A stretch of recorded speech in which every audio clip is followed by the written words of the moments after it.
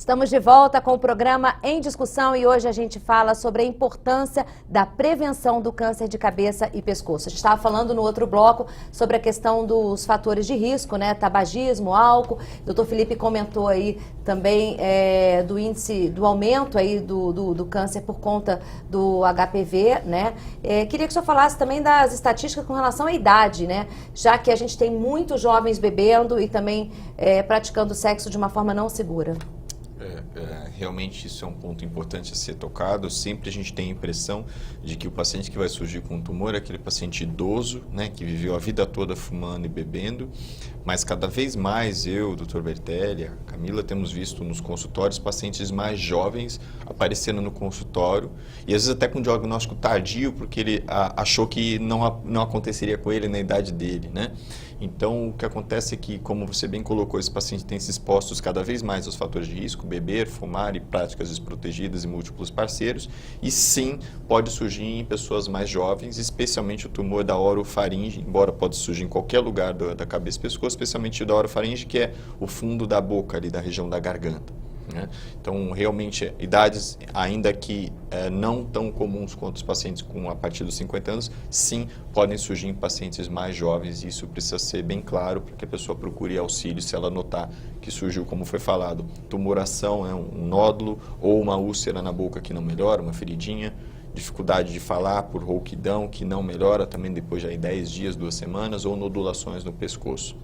Vale complementar que o que acontece muito é que os jovens eles têm vergonha de procurar um especialista, porque eles logo vão na internet e pesquisam e veem que isso tem associações com doenças sexualmente transmissíveis. E aí eles acabam não comentando e quando vão procurar o especialista, isso já está num estágio bem avançado. Então, assim, se tiver alguma lesão, procurar um médico, um dentista especializado para investigar. Isso no SUS é muito comum também, né, doutor?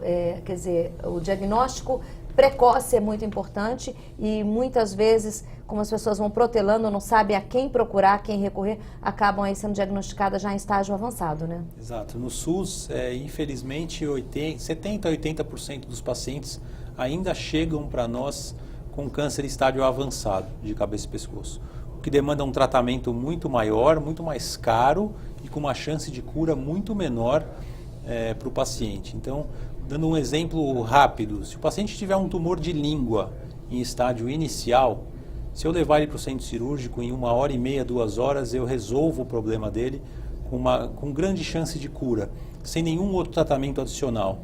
Se ele tiver um câncer avançado de língua, ele vai ter que ser submetido a uma cirurgia que pode demorar entre 8 e 10 horas, com a cirurgia plástica reconstruindo, e o Dr. Felipe vai ter que entrar na jogada para adicionar o tratamento cirúrgico, a radioterapia e a quimioterapia, e a Camila também vai ter que fazer a reabilitação fonoaudiológica para esse paciente voltar a falar e voltar a engolir, e talvez ele tenha sequelas para o resto da vida para engolir e para falar. Então, o que a gente fala em toda doença, né? O diagnóstico precoce é fundamental. No caso da sua esposa, ela percebeu logo que ela estava com um problema? Não, porque a minha esposa, ela sempre teve, desde jovem, ela tinha problema de lacrimejar demais os olhos. Então ela sempre coçava a vista, incomodava a vista, e foram se passando os anos, né? E quando ela começou a se sentir incômoda, ela achou que, como eu disse, que fosse algum terçol, algum incômodo no canal lacrimal, que talvez até fosse isso, né? E quando percebeu já tinha um carocinho, aí demorou-se um pouco para se fazer o diagnóstico adequado e o negócio foi crescendo, né?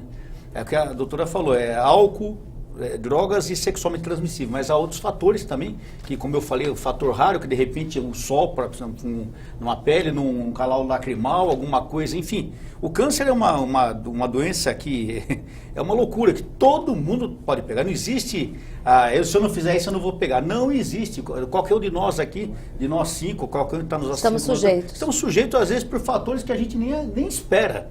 Então realmente é necessário um check-up. Nós, policiais militares, nós somos obrigados durante o tempo que eu estive na ativa, todo ano nós temos que fazer um check-up geral. Exame de sangue, os exames mais variados, todos, homens e mulheres. E agora que eu estou na reserva já há 6 anos, estou aposentado há 6 anos, eu continuo fazendo esses exames anuais, porque eu acho que é o certo. Você todo ano fazer um check-up, uma prevenção, porque as máquinas quebram.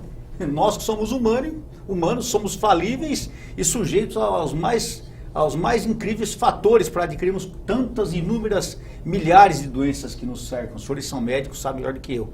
Então a prevenção, sem dúvida, eu acho que é o grande fator, né? A prevenção, o acompanhamento, a suspeita já de imediato procurar, não que nem a Camila falou, que a pessoa fica com vergonha, que pode ser exposta. A gente não sabe a causa, tem que correr atrás.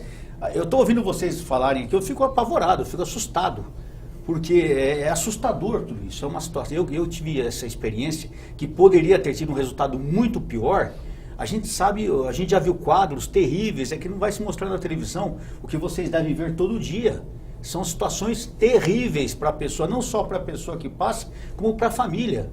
É porque o câncer é uma doença que não atinge só a pessoa, né? Normalmente ele envolve toda a família e isso mexe muito com o emocional, porque as sequelas, elas não são só físicas, elas são psicológicas também, não é isso, doutor? Claro, e nas equipes multidisciplinares, a gente também tem psicólogas que trabalham conosco, que são especialistas em pacientes oncológicos e que trabalham com o paciente e com a família para uma melhor reabilitação. Você imagina para um cantor ou para um artista, um ator de televisão, perder a voz, né? Quer dizer, o impacto psicológico que isso vai ter na vida dele é muito maior do que o impacto de uma pessoa que, né, exerce um serviço. Ontem eu estava vendo agora fazendo aqui um parênteses, eu estava vendo na internet alguma coisa, um ator americano, que ele teve, acho que câncer, como a minha esposa teve. Só que ele teve que tirar todo o globo ocular. Então ele ficou com um buraco no rosto. Hoje ele faz filmes de zumbi. Ele aproveita aquilo para fazer, porque ele é uma realidade, entendeu? O buraco que ficou no rosto dele é uma coisa assim que você olha e fala, meu Deus do céu. E qualquer um de nós está sujeito a isso. Então a parte do psicólogo é porque não só para o cidadão, como para a família também. Porque quando você tem um ente querido com uma doença dessa que tem uma sequela forte, a pessoa, o amigo, o pai, a mãe, filho, etc., ele vai ter que aprender a conviver com aquilo também, porque não é fácil. Mas, por exemplo, no caso do retinoblastoma, que a gente está falando do câncer de olho que acontece com criança, que muitas vezes chega ao fato de ter que usar uma prótese, por exemplo, ou ter que fazer... isso não acontece com a língua, né? A gente não tem um recurso ainda que vá substituir a língua. Então, é um impacto psicológico, né? Porque, sei lá, você tem uma amputação, você tem uma prótese. E aí, quando acontece com a língua, por exemplo, é um impacto psicológico muito grande. A gente tem um grupo no hospital que se chama Coral Sua Voz, que são dos pacientes que fizeram cirurgia de laringe e cantam hoje sem a laringe. E um deles recentemente verbalizou que não dá para eu esconder, como a maioria dos cânceres que são mutilantes, que eu não tive câncer. Porque esses pacientes, eles têm um estoma, que é um buraco no pescoço.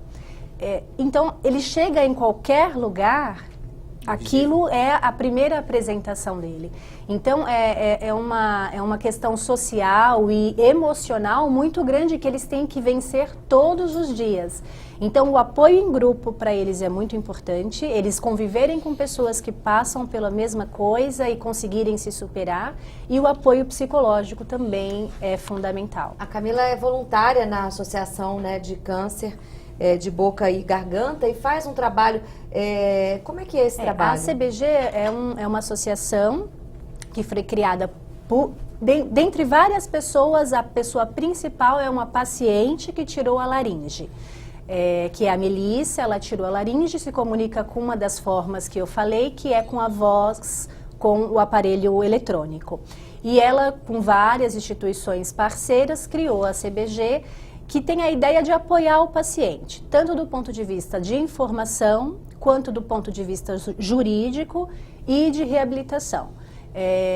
Com a CBG, eu acho que os pacientes ganham uma voz diferente, ganham alguém que possa representá-los, né? Então isso é muito bacana. A CBG recentemente convida profissionais de todo o Brasil, especialistas, tanto médicos quanto especialistas da área da reabilitação, para fazer reuniões, o que a gente poderia fazer para que o Sistema Único de Saúde fique responda mais às necessidades desses pacientes, que são muitas, né? Não é só a intervenção de reabilitação. Eles precisam de um protetor de estoma, eles precisam de filtro, eles precisam de, às vezes, próteses que o dentista tem que fazer para melhorar a comunicação. Então, são diversas coisas que a CBG acaba, por ter uma presidente que é uma paciente, que passa por todas essas dificuldades, ter uma representatividade bem bacana com esses pacientes. Só queria fazer um comentário, assim, que nós temos falado a respeito de um pouco do estigma e das complicações que podem surgir do tratamento ou do próprio tumor, mas cada vez mais nós temos feito tratamentos com mais índices de preservação do órgão, da funcionalidade dele, e que a pessoa depois faz sim a sua reabilitação, mas tem uma qualidade de vida adequada. Eu digo porque tem muita gente que está nos ouvindo que às vezes fica com receio de procurar o médico, até pelo próprio tratamento, e posterga chegar ao médico. Só para relembrar o que nós falamos agora, o ex-presidente Lula está falando, né, está se expondo muito bem, a esposa do coronel, o ator, o Michael Douglas, ou seja, são pessoas que fizeram o diagnóstico apropriado, mais precoce, e que foram sim expostas a tratamentos menos intensos e que conseguiram preservar a sua voz, que conseguiram preservar a sua funcionalidade. Então, a depender de como o paciente faz o diagnóstico dele precoce, ele vai para um centro bem estruturado, sim, ele tem ótimas perspectivas, tanto de cura quanto de preservação de função, e que a gente tem ido no caminho contrário a isso tudo que a gente está falando, no sentido de precisar de cada vez mais de colocar uma traqueostomia, um estoma, desde que o paciente atente à campanha, né, o projeto de lei que o coronel está trazendo aqui, a campanha que a Sociedade Brasileira de Cirurgia de Cabeça e Pescoço está trazendo também, no sentido de não negligenciar o sintoma e procurar rapidamente. Sim, tem como ter um tratamento com cura e com menos sequela possível. Eu queria falar com o Dr. Bertelli sobre a campanha novamente, né? E saber quais são as ações principais, assim, nos hospitais, nos centros públicos, né? O que vocês fizeram durante esse mês de julho e estão fazendo? Em diversos hospitais públicos, né, no Brasil inteiro existem ações de atendimento à população mesmo, principalmente para a população de risco, que são homens tabagistas e etilistas, para que eles tenham acesso ao cirurgião de cabeça e pescoço, simplesmente para um exame físico da cavidade oral, da boca, da garganta, procurando por lesões, e essas lesões já são no mesmo momento biopsiadas e confirmando que aquilo é um tumor, o paciente é encaminhado para o tratamento adequado. Então isso está acontecendo no Brasil inteiro, em diversos locais, e independente de onde você mora, você pode procurar a unidade básica de saúde mais próxima. Muitas vezes um médico generalista que vai te atender, mas ele é capaz de fazer uma triagem inicial para encaminhar você para um cirurgião de cabeça e pescoço, se isso for necessário. Muitas vezes o próprio dentista encaminha o paciente para o cirurgião de cabeça e pescoço. Então os dentistas também têm um papel importante na triagem dos pacientes com câncer de boca. Além disso, algumas regiões do Brasil estão iluminando alguns prédios públicos de verde. Então, recentemente, o Palácio do Planalto, a Catedral de Brasília Nacional, eu vi na televisão que elas estavam iluminadas de verde, e são ações também que a CBG conseguiu. Algumas pessoas acharam que era por causa da Copa do Mundo, não é por causa do Julho Verde, da ação da Sociedade Brasileira de Cirurgia de Cabeça e Pescoço. E alguns hospitais aqui em São Paulo, também em outras regiões, também estão iluminados de verde. E entre diversas ações que estão acontecendo, principalmente nessa semana, que é a principal semana, né? Porque o dia 27 está chegando e é o Dia Mundial de Prevenção. Eu queria mostrar aqui a campanha, porque esse tipo de campanha, né? A gente tem o Outubro Rosa, né, do câncer de mama. Exato. O símbolo verde aqui, Novembro Azul, câncer de próstata. Então é importante para a população se engajar, conhecer, pelo menos ouvir falar e ficar alerta, porque pode acontecer com qualquer um também. Quem quiser procurar o trabalho da associação, Camila, como pode fazer? Né? A associação tem um site, né, da própria CBG, a cbg.org.br, e você pode ficar sócio sem precisar contribuir com nada. Você pode ser um voluntário, se você for um profissional e quiser contribuir, ou se você for paciente e quiser ser sócio, e aí você consegue ser representado pela CBG. Deputado, eu queria que o senhor, a gente está chegando ao fim, falasse da importância da aprovação desse projeto de lei e do seu empenho aí para que essa luta e essas campanhas continuem. Olha, pode ter certeza que eu vou trabalhar forte para esse projeto seja aprovado logo, porque é necessário que nós tenhamos um dia estadual, depois até um dia nacional da prevenção do câncer de cabeça e pescoço, para que justamente aumente a prevenção. Eu queria dizer uma coisa a vocês três aqui, antes da gente encerrar. Eu, como militar, normalmente para nós militares, nossos heróis são generais, guerreiros. Nós estamos aqui com o Dr. Antônio Bertelli. Para quem não sabe, ele é sobrinho neto do Alberto Bertelli. Para quem curte aviação, o Alberto Bertelli foi um dos maiores aviadores do Brasil, de manobras, era um ícone dentro da aviação. Então, parabéns pelo seu tio-avô também. Mas eu queria dizer uma coisa para vocês três. Vocês são verdadeiros heróis para a gente. Vocês salvam vidas.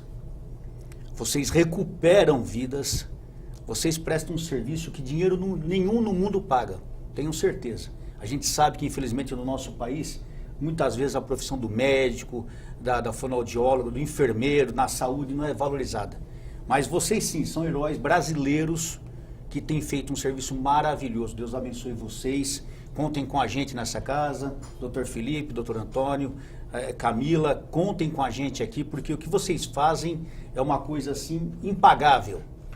Deus abençoe vocês, continuem firmes nas suas missões e tenho certeza que aqui nessa casa vocês têm quem valoriza vocês e muito. Parabéns, viu? Obrigado. Queria que o Dr. Felipe falasse as considerações finais aí, desse um alerta aí para a população, para quem estiver assistindo em casa, que tiver alguma dúvida com relação ao câncer, né, que pudesse ficar alerta nesse momento. Bom, acho que o principal recado as pessoas perguntam todo dia onde vem a cura do câncer, né? A gente está falando de um tumor que a gente pode evitar muitos casos, né? Então, a melhor forma de você curar, em aspas, é você não ter o tumor. Então, se tiver que ficar um recado aqui a respeito, por favor, se possível, quem está nos ouvindo, repense as suas práticas, né? Então, o consumo de álcool, o cigarro, o tabagismo, né? E a prática com múltiplos parceiros, ela sim leva muitas vezes ao surgimento desse tumor, e é isso que vai fazer com que a tal da cura do câncer surja. As pessoas tenham menos tumores por repensar os seus hábitos de vida. E a cirurgia também, doutor Bertelli, não é o fim de tudo, né? Mas a chance de uma nova vida, de uma recuperação, não é para ter medo, porque tem toda uma equipe, como o senhor falou, multidisciplinar, de cirurgião plástico e de pessoas que estão envolvidas aí com esse processo, né? Com certeza. Como o Felipe já comentou, hoje em dia o resultado do tratamento cirúrgico combinado aos outros tratamentos é muito diferente do que se tinha no passado, né? O serviço de cirurgia de cabeça e pescoço no passado era tido como um show de horrores, né? E hoje em dia os pacientes têm cada vez mais a reabilitação possível com próteses, com cirurgia plástica, com o trabalho da fonoaudióloga para reabilitação e para a reinserção do paciente no meio social em que a gente convive. Camila, eu queria que você falasse aí rapidamente da sensação de ver essa recuperação de perto, porque você acompanha todo esse tratamento aí, esse pós-cirúrgico, né? Qual que é a sensação de ver esse paciente aí recuperando e se readaptando à vida? Além da felicidade do sucesso do trabalho, quando você vê a resposta do seu trabalho é muito bom, mas é uma sensação assim de gratidão, porque você fazer uma pessoa voltar a comer novamente, a gente só dá valor para esse copo de água quando a gente não pode beber. Quando a gente fala assim, você não vai poder beber água. A gente só dá valor para a nossa comunicação quando a gente fica rouco, né? Então, proporcionar isso para uma pessoa que estava desenganada no sentido de comunicação, de relação social, interpessoal, é muito bom. Parabéns aí pela campanha Julho Verde, pela data, pelo projeto de lei também e pelo trabalho de vocês todos. O programa Em Discussão termina aqui. Se você quiser rever essa entrevista, é só acessar o nosso canal no YouTube. Obrigada pela sua companhia e até a próxima.